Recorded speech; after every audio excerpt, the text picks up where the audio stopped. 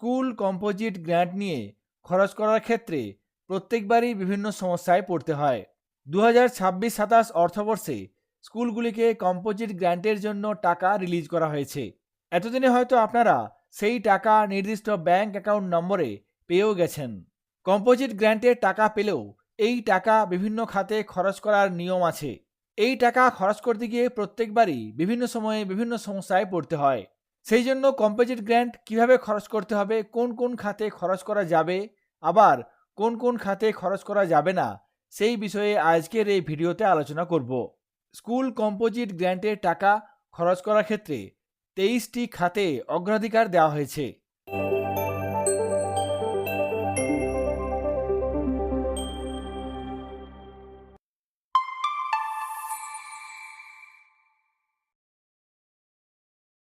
Composite গ্র্যান্টের টাকা 23টি খাতে খরচ করার ক্ষেত্রে অগ্রাধিকার দেওয়া হয়েছে।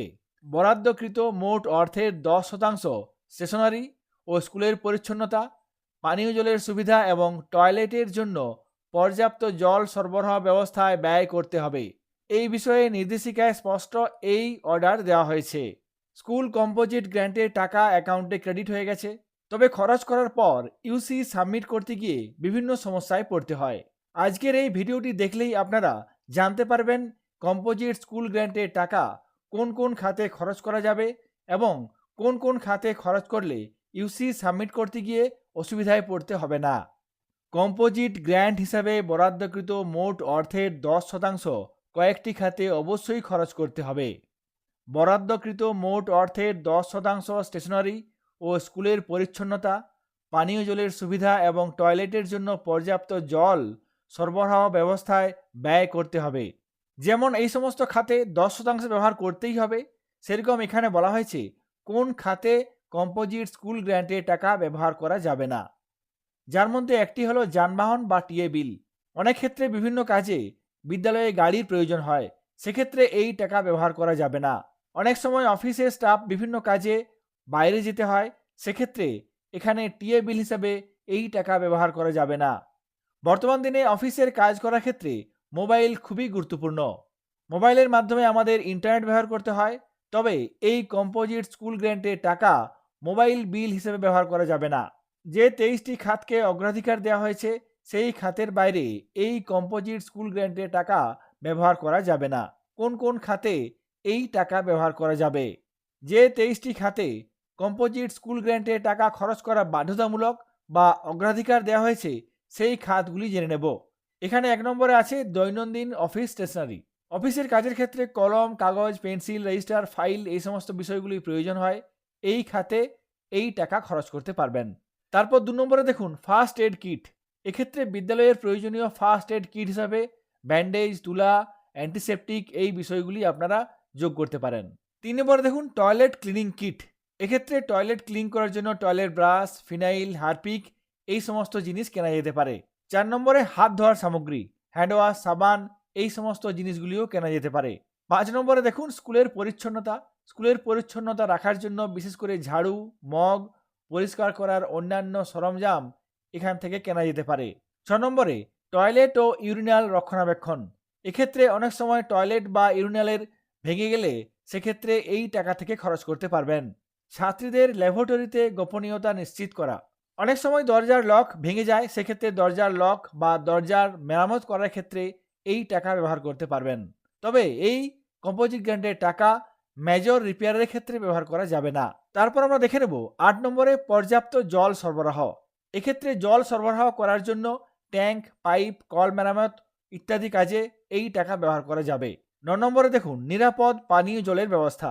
বিদ্যালয়ে পানীয় জলের ব্যবস্থা করার জন্য এই টাকা ব্যবহার করা যেতে পারে। অনেক ক্ষেত্রে বিদ্যালয়ে ম্যাগাজিন প্রকাশ করা হয়। এখানে দেখুন 10 নম্বরে স্কুল ম্যাগাজিন প্রকাশ।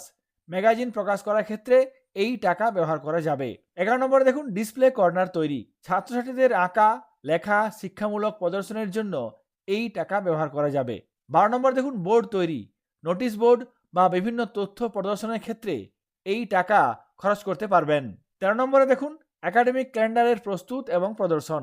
পরীক্ষার তারিখ, ছুটির তালিকা, স্কুলের বার্ষিক কার্যক্রম সংক্রান্ত বিভিন্ন তথ্য এই টাকা খরচ করার মাধ্যমে ব্যবহার করা যেতে পারে। তারপর 14 নম্বরে বিভিন্ন সরকারি প্রকল্পের তথ্য প্রদর্শন। বিভিন্ন সরকারি প্রকল্পের জন্য আমাদের পোস্টার, ব্যানার ইত্যাদি বানাতে হয়, সেক্ষেত্রে আপনারা এই টাকা খরচ করতে পারবেন। 15 নম্বরে এখানে দেখুন স্কুল চত্বরের সৌন্দর্যায়ন। স্কুলের বাগান, গাছের পরিচর্যা ইত্যাদি কাজে এই টাকা ব্যবহার করা যাবে। 16 নম্বরে এখানে দেখুন স্কুলের নাম স্পষ্ট ও স্থায়ীভাবে প্রদর্শন। আপনারা বিদ্যালয়ে স্কুলের নাম, সাইনবোর্ড তৈরি বা মেরামতের ক্ষেত্রে এই টাকা ব্যবহার করতে পারবেন। 17 নম্বরে বিদ্যুৎ বিল পরিশোধ। আপনারা প্রত্যেকেই জানেন কম্পোজিট গ্র্যান্টের টাকা ইলেকট্রিক বিল শোধ করতে ব্যবহার করা হয়। 18 নম্বরে ছোটোখাটো মেরামতি। কম্পোজিট গ্র্যান্টের টাকা মেজর কোনো মেরামতির জন্য খরচ করা যাবে না। ছোটোখাটো কোনো মেরামতি যেমন জানলা, দরজা, বেঞ্চ ইত্যাদি মেরামতির ক্ষেত্রে এই টাকা ব্যবহার করা যাবে। কম্পোজিট গ্র্যান্টের টাকা কোন কোন খাতে ব্যবহার করা যাবে তার মধ্যে আমি 18টি বিষয়ে জেনে নিয়েছি। এরপর দেখব 19 নম্বরে এখানে দেখুন সারা বছর ধরে বিভিন্ন কার্যক্রমের নথি সংরক্ষণ। স্কুলের বিভিন্ন রকমের অনুষ্ঠান হয়ে থাকে, তার ছবি, রিপোর্ট, নথি বা তথ্য সংরক্ষণের ক্ষেত্রে এই টাকা খরচ করতে পারবেন। বিদ্যালয়ে ইউথ পার্লামেন্ট বা চাইল্ড ক্যাবিনেট থাকলে আপনারা সেই সমস্ত কাজের ক্ষেত্রে এই টাকা ব্যবহার করতে পারবেন। এখানে দেখুন 21 নম্বরে বলা হয়েছে শিক্ষার্থীদের জন্য স্কুলে ব্যাজ। ইউনিফর্মে অনেক ক্ষেত্রে স্কুলে নির্দিষ্ট লোগো সহ ব্যাজ তৈরি করা হয়। ব্যাজ তৈরি করার ক্ষেত্রে এই টাকা খরচ করতে পারবেন। 22 নম্বরে এখানে দেখুন টিএলএম। আপনারা এই টাকা খরচের মাধ্যমে টিএলএম কিনতে পারবেন। যদি কোনো স্কুল ভাড়া বাড়িতে পরিচালিত হয়, সেক্ষেত্রে সেই ভাড়া মেটানোর জন্য এই কম্পোজিট স্কুল গ্র্যান্টের টাকা ব্যবহার করা যাবে। এখানে দেখুন 23 নম্বরে সেই পয়েন্টটি তুলে ধরা হয়েছে। এখানে আমি কম্পোজিট গ্র্যান্টের টাকা খরচ করার ক্ষেত্রে 23টি মূল খাতের কথা উল্লেখ করলাম। তাছাড়া কোন খাতে ব্যবহার করা যাবে না এবং কোন খাতে 10% অবশ্যই ব্যবহার করতে হবে সেই বিষয়গুলি আলোচনা করলাম। এই ভিডিওতে যে সমস্ত তথ্যগুলি দেওয়া হয়েছে, এই তথ্যের উপর ভিত্তি করে কম্পোজিট স্কুল গ্র্যান্টের টাকা খরচ করলে ইউসি সাবমিশনের ক্ষেত্রে কোনো সমস্যায় পড়তে হবে না। কম্পোজিট গ্র্যান্টের টাকা কিভাবে কোন খাতে খরচ করতে হবে সেই বিষয়টি আজকের এই ভিডিওতে আলোচনা করলাম। সকলে ভালো থাকবেন, সুস্থ থাকবেন। ধন্যবাদ।